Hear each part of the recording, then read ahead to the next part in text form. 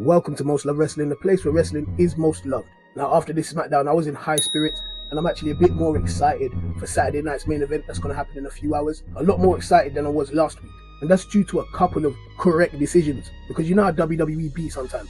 They don't want to make the right decisions, they want to push what they want to push, less so than in the Vince McMahon era, where they still have it a little bit, but they didn't do that. They listened to us and done the right thing. Easiest way to put it, I'm proud of them. So here we are to talk about the results of SmackDown and give them MVPs. But before we do so, put a like on this video, subscribe to my bullshit, and hit the notification bell. It helps with the algorithm. So if you like what I'm doing and believe that the world deserves to bear witness, then this is how you can make it happen. The show kicks off with Jimmy Uso, and he's on one crutch. He says War Games is behind us, and now it's about what's in front of us. I watched my family dominate this business from I was only knee high. I watched Roman dominate as the undisputed champion. I watched my twin brother become one of the hottest superstars in the business today. So now what's next for Jimmy Uso? I don't know. But all I know is it's going to be a big year for me. I could win the Royal Rumble. I may go after the US title. Hell, I might just dream big and go right after the undisputed WWE Championship. Unfortunately for Big Jim, before he gets to wrap up his promo, Drew McIntyre wrecks him with a Claymore. Tiffany Stratton is preparing for a semi-finals match against Michin in the United States Championship Tournament. She's approached by her so-called friend Nia Jax, who states, when you win the United States Championship, you won't need the briefcase anymore. It's about your legacy. You don't want to resort to cheap tactics now, do you? We will be watching. So I assume she's saying she's not going to go out there and assist Tiffany Stratton the way that Tiffany Stratton has assisted her to maintain her championship reign. Nick Aldis is cussing out Drew like a disappointed father when Naomi and Bianca inquire about Jade Cargill's murder. Nick Aldis tells them that the investigation is still ongoing. However, he hasn't made a breakthrough yet. But unfortunately, the way it's looking, you may have to relinquish them tag team titles. When Naomi intervenes, says, hey, Bianca's never relinquished anything in her life. I'll step up and I'll be her tag team partner. Now it's time for the semi-finals match, Tiffany Stratton versus Michin Mia Yim. And thank God, clean as a whistle, Michin is able to defeat Tiffany Stratton. A little bit of a fumbled finish, but we'll take it. She finished Tiffany Stratton and advances to the finals of the United States Championship Tournament. That's my first celebration. DIY have a promo package. We were screwed out of the tag team titles in my hometown. We were embarrassed in front of our families, and we vowed to do anything it takes to get them back. It was good to see Alex Shelley, and we appreciate everything they've done for tag team wrestling, and I'm glad that they finally got their flowers. But it came at their funeral. Anything it takes, and there is better days ahead now that we are two-time tag team champs. We are DIY. Next is a Roman Reigns promo package. Yes, there is a lot of promo on this episode of SmackDown, which probably makes sense as it's a go-home show. But here's what Roman has to say. We ran everything, and then things went south. I lost my title, I lost my wise man, I lost my bloodline, and most importantly, I lost the Ula Fala. Solo, you weren't here 4 years ago. I didn't take the Ula Fala, I earned it. So January 6th on Netflix, it's going to be Tribal Combat. Tribal Chief versus Tribal Chief. And I will take it all back, including the Ula Fala. Then you and the rest of the world will have no choice but to acknowledge me. Backstage, for some reason, we got Legado del Fantasma complaining to Nick Aldis about an unsafe working environment. They talk about Jade Cargill being attacked, about how the Street Profits was attacked last week. Hey, this sounds racially motivated. I'm starting to see a pattern here. Wagwan, but let's not make this a political conversation. What kind of bingo are you running here, Nick? Maybe we'll be better off with the other guy. What's his name? Adam Pearce. Whilst this conversation's happening, Carmelo Hayes walks past. He's claiming he's about to make light work of this mystery opponent. Sad times. His mystery opponent is a returning monster among men, Braun Strowman. And no need for me to say it, whilst Carmelo tried and he made a good effort, he got his ass whooped. Somewhere in the locker rooms, we got LA Knight in an interview with Byron Saxton, I believe it was. LA Knight has this to say. I was asked to get involved in bloodline business, and I said, nah. He says he doesn't give a damn about the bloodline. And as a matter of fact, that whole family can go to hell. The only one worth a damn is Jey Uso. And I don't care about Ufalapa, referring to the Ula Fala. He's taking the piss. Your red necklace does nothing for me, but you did get in the way of me and my gold belt. So now my fist is gonna get in the way of your face, and my foot is going to get in the way of your big fat ass. And whether you bring your Ufalapa or not, is still disrespecting the culture. You will find out exactly whose game this is. Solo makes his way to the ring to go one-on-one with LA Knight, but before he does, he is about to answer Roman Reigns. But in true Knight fashion, LA Knight interrupts. They get this match on the way, and at one point Tama Tonga sacrifices himself, pushing Solo out of harm's way. Even with that loss, there is still no signs of cracks in the new bloodline. Solo Sikoa, he's not just biting the catchphrases of Roman Reigns. Now he's biting his moves too. We see him do a drive-by kick. I haven't seen that in a long time. And we see him attempt a Superman punch. LA Knight takes out both Tama Tonga and Jacob Fatu preemptively and almost wins the match. But his time is up Jacob Fatu intervenes in the match, forcing a DQ, and he destroys LA Knight. They start to smash on him 3-on-1. That's when Andrade and Apollo Crews come to get themselves some retribution for last week, but they end up all getting wiped out by Samoan Spikes. We go backstage. Braun Strowman is getting casted by Pretty Deadly and gets asked to be a guest on the Grayson Waller Effect. I don't think he's going to be part of Pretty Deadly the musical, but he is going to be on the Grayson Waller Effect. Now it's time for the second semi-finals match of the night, Bayley versus Chelsea Green, or as Michael Cole calls it, Belsey. Now this match was clunky as fuck, but I don't give a shit because Chelsea Green won, and that is all that matters. So now we've got Chelsea Green and Michin in the finals. One of them are going to become the first United States champion. We cannot go wrong. Even if Chelsea loses, I take it back. I will not be writing. Brilliant. That's the second celebration. Next, we get a Motor City Machine Guns promo. Motor City Machine Guns came to the WWE to make a statement, and we did when we won the titles after only 3 matches. And we knew some people are going to be salty, but we didn't think it would be you, Johnny. 18 years and 1 super kick, and our relationship is gone. This was about the championships. The WWE championships are the most important championships in our sport. But now it's a fight, and next week you find out why I'm the teacher and you are the student. Shinsuke Nakamura has another one of those subtitled promos, and it basically said this: he's going to keep the championship away from pretenders and unworthies, and that they will all be exposed. And how LA Knight was just the beginning of this. How LA Knight never deserved to be the champion. How he should have never touched it. And how LA Knight is clawing at something that he can never have back, and refers to himself as inevitable. Someone called the Avengers. Tiffany Stratton is backstage, gutted about her loss in the tournament, when she's once again approached by WWE Women's Champion Nia Jax, and she's throwing shade and trying to deflect her from cashing in the Money in the Bank briefcase on her by talking about how maybe she's not supposed to be a singles champion like herself. Now Candice LeRae approaches, and she's got good news for Nia Jax, that it's going to be herself and Candice LeRae challenging Bianca and Naomi for the Women's Tag Team Championships next week. She uses this information to rub in the face of Tiffany Stratton and to further gain favour and cause a rift between Tiffany Stratton and Nia Jax. But I think we're about to get a babyface Tiffy. She looks like she doesn't care no more. She's looking at that Money in the Bank briefcase with more determination than I've ever seen. Now it's time for the final words between Cody Rhodes and Kevin Owens. Cody has his suit on, so it appears that it really is going to just be words. And when it's KO's time to make an entrance, he's a no-show. Cody Rhodes demands that as professionals, they carry on the interview as it is. Michael asks Cody about what was gifted to him by Triple H for one night only. Before he answers that, Kevin Owens decides to turn up, but not in the flesh. He's on the big screen. He says enough. Who cares about what the little golden boy Cody Rhodes has up his sleeve? Michael, why don't you prove that you have the ability to be unbiased? Ask Cody Rhodes why he is okay with using his friends to finish his story at WrestleMania, and then spit in all our faces by teaming with Roman at Bad Blood. And if Cody's gonna answer it honestly, he will say because he's a worse friend than he is a brother and a son. And Cody, I just want to let you know that no matter how long you are champion, no matter how many main events, you are always more interesting as Stardust. Cody's heard enough. You've spoke about his family. You brought up old times that he wants to lay to rest. He says, I'm sure he's got some more punchlines up his sleeve. Why wait for him to do another one of those? I'll go find him right now. But Owens laid a trap and he ambushes Rhodes. He said those things just to push his buttons. He knew what to say. Not saying he didn't mean them, but it was definitely to incite a reaction. They brawl back to the ring and they're packing up security while they do it. KO uses this opportunity to KO Cody with the Undisputed Championship belt. My thoughts on the show, it kind of feels like Tiffany Stratton is turning babyface. Now I don't know if she was ever a babyface in NXT. I don't know how this is going to work, but already I start to feel the sympathy. But here's my prediction. I think that Tiffany Stratton is going to successfully cash in her Money in the Bank January 6th, Raw on Netflix, and she's going to cash it in on Liv Morgan. Now I'm fucking about. She's definitely going to cash that in on Nia Jax. Now that has me thinking, if she was to capture it in January on the first Raw of the year, on a big episode like the Netflix premiere, that puts her in a good space and time to be part of the women's main event of WrestleMania for that championship. Now Bianca, Naomi, Jade Cargill, I'm on board now. I believe it. Before I didn't. I thought it was reachy, but I did kind of say, well, it could be a little storyline. But I didn't think we was going to go down with it. Now, I believe you guys. Now I'm on your side. I think Naomi killed Jade Cargill. She didn't give it a second thought when it came down to jumping in and becoming the interim tag team champ. Maybe she was jealous of her position. Maybe she thought that she should have been the one that was teaming up with Bianca in the first place. Because before, it was her and Bianca, and they was arguing about Naomi. Then like a week or two before WrestleMania, Jade Cargill comes out, backs the beef, and that's what created the 3-on-3 Damage Control versus the Big Three at WrestleMania. Maybe Naomi thought, with no Jade, it's just going to become her and Bianca again, and they can become the tag team champions. But if I'm going to be honest, I don't think I'm ready for Naomi to be heel again. She seems too much of a babyface to me.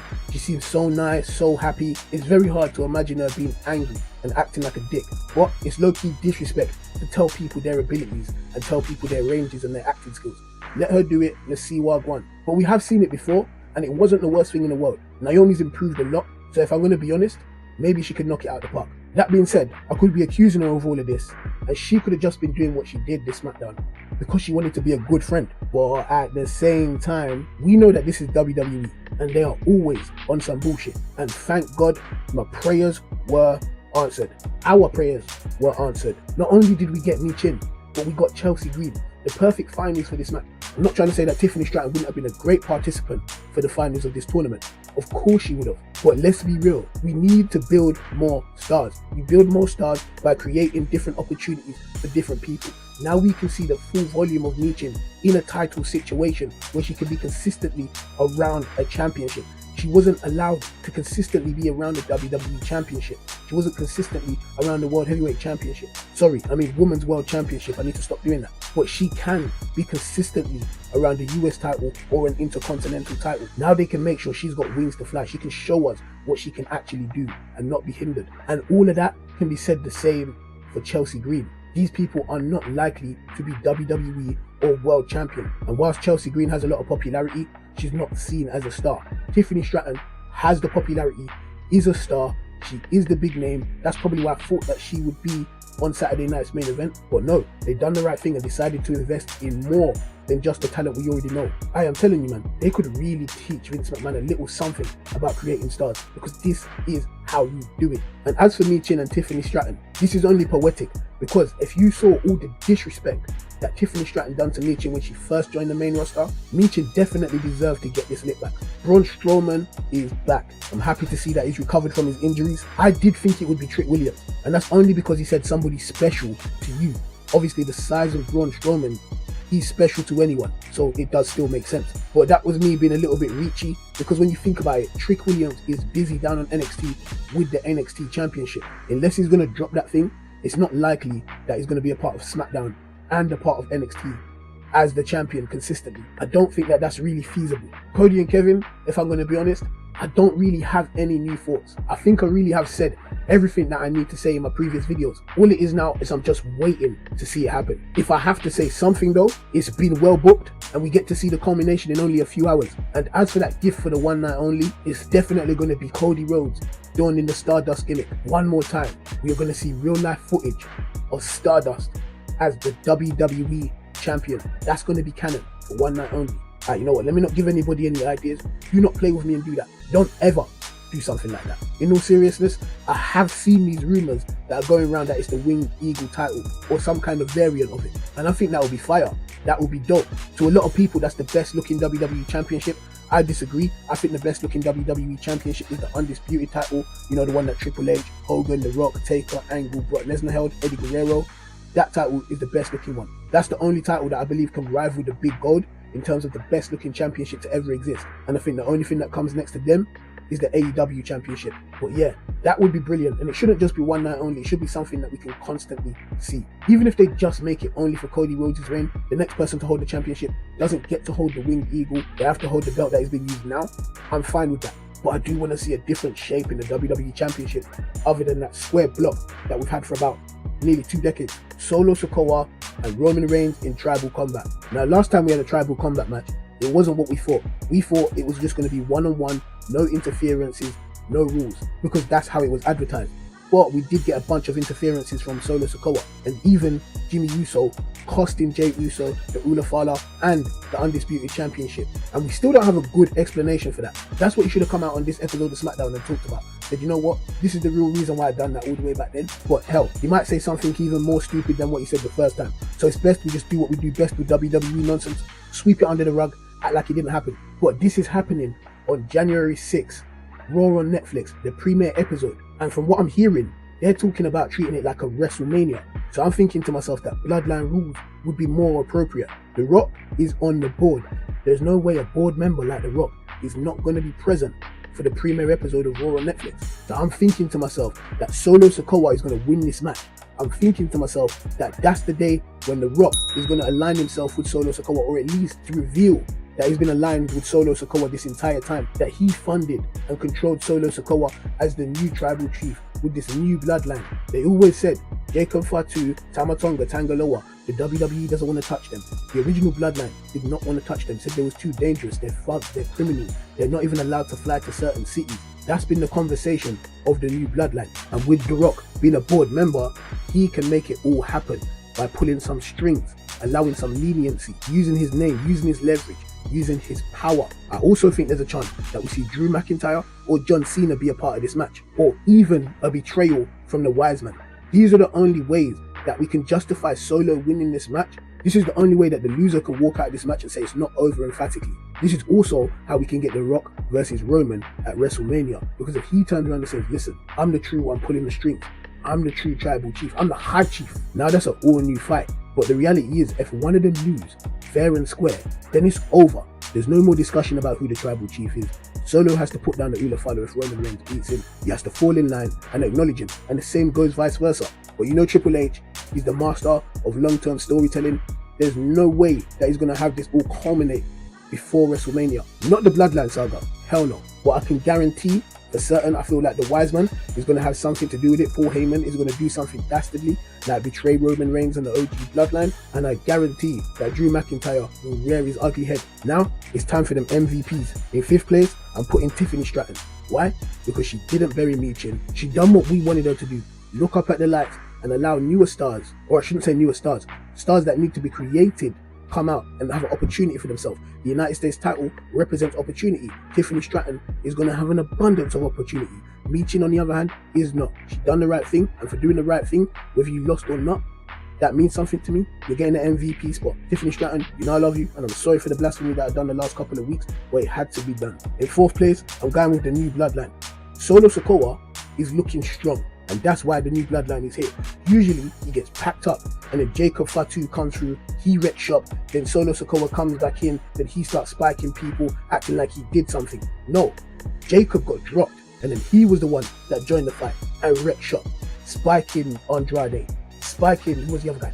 Apollo Crews, he spiked. That's rude of me, I'm sorry. But this is what we need to do, make him look credible, make him look strong as the tribal chief. Like he said, we think he's a joke, we're not taking him seriously, and he's going to make us take him seriously and not think he's a joke no more. And this is how he does it, by whooping people's ass on his solo, all pun intended. In 3rd place, I'm going to go with the WWE Undisputed Champion, Cody Rhodes. Listen, even though he come out in his suit, he was still on Arms House. He heard about his family, he heard about the Stardust gimmick. He said, yeah, you said everything I need you to say for me to come through there and do something drastic. I would usually say he's a good promo, and he was in a few words that he had, but better than that, we kind of had a moment here. This whole rivalry has been a moment, so I love that. And people saying that Cody Rhodes hasn't been a good champion, you got to look at things like this. He has been a good champion because he's allowed his challengers to look exceptional. In 2nd place, I'm going to go with the tribal chief, Roman Reigns, or at least the original tribal chief. No question to why he's here. He made the challenge to Solo Sikoa for tribal combat for the Ulafala.